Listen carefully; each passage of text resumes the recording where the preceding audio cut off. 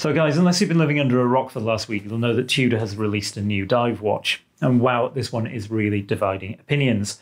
I've been watching all the videos on YouTube, I'm sure you have too, been listening to what everyone in the watch community has been saying about it. I wanted to leave it a week or so before making this video to really make my own mind up about this watch. But what I wanted to talk about is not really what I think of it, it's the thing that nobody is really saying. And that is why Tudor have made this watch and why I think it's going to be such a big success for them. I think this one's going to be really interesting, guys.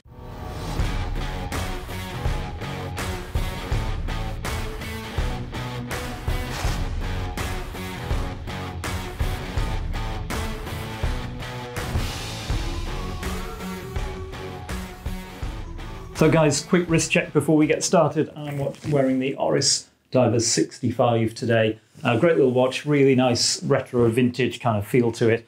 I'm wearing it on this NATO strap from Cheapest NATO Straps. And I always wear it on this, even though the strap actually looks very similar to the one on the watch that we're going to be talking about today. So, the Tudor Pelagos FXD, Pelagos FXD. So I don't want to go into all the details about this watch, guys. You can find all that on thousands of other videos. You can find it all on the Tudor website. But I just wanted to talk a little bit about some of the important changes over the standard Pelagos. So this model is one that Tudor are saying they developed in conjunction with the Marine Nationale, the French Navy. And the things that they have changed over the standard model for the Marine Nationale is primarily well, starting with the dial, they've got rid of that really nice step chapter ring, the angled chapter ring that I think was such a feature of the Pelagos. And I guess that makes the dial look a little bit less busy, a bit less cluttered. But I think it kind of loses something for that. It was a real characteristic of the original Pelagos. One of the other obvious changes between this and the standard Pelagos is the markings on the dive bezel. So they now have minute markings around the entire bezel.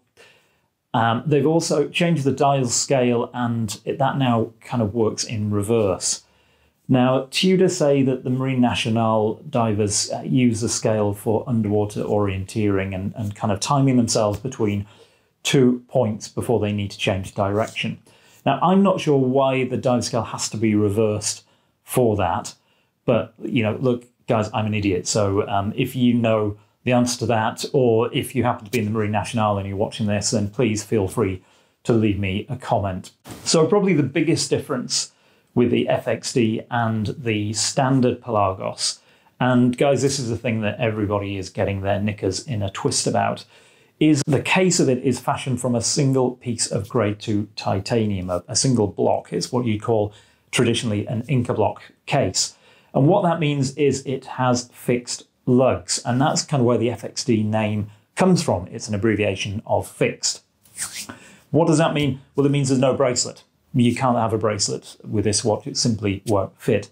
And if you've spoken to anyone who owns a Pelagos, one thing that they constantly talk about is how fantastic the titanium bracelet on that watch is.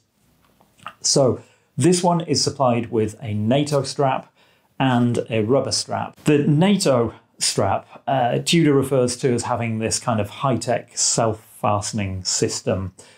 Guys, it's Velcro, basically, but I guess Tudor can't say that. The Velcro name is trademarked, but that's essentially what you're getting.